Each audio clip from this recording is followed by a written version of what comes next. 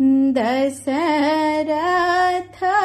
आंगन जाएब, राम के खिलाया बरे। दशरथ आंगन जाएब, राम के खिलाया बहे। रानी ही रची रची सोहर गायब, देव मनाया बहे। रानी ही रची रची सोहर गायब, गाबे का सुनाया बहे। प्रथम मनायब कुल देव की, दूसरा पितर सबरे। प्रथम मनायब कुल देव की, दूसरा पितर सबरे।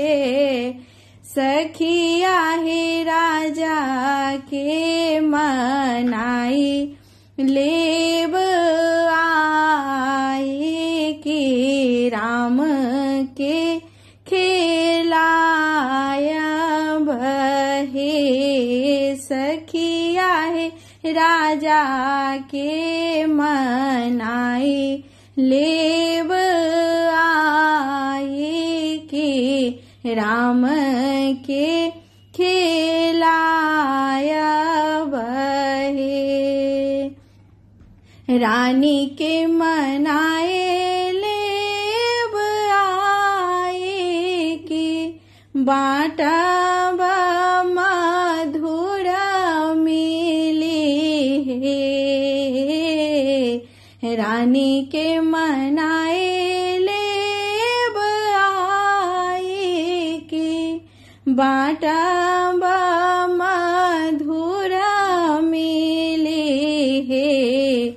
सखिया है बर रे जतन, हम सोहर गाबी का सुनाया बरे।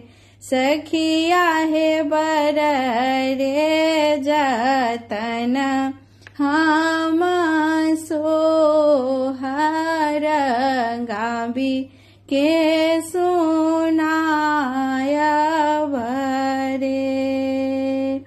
दशरथ आंगन जाएब, राम के खिलाया बरे।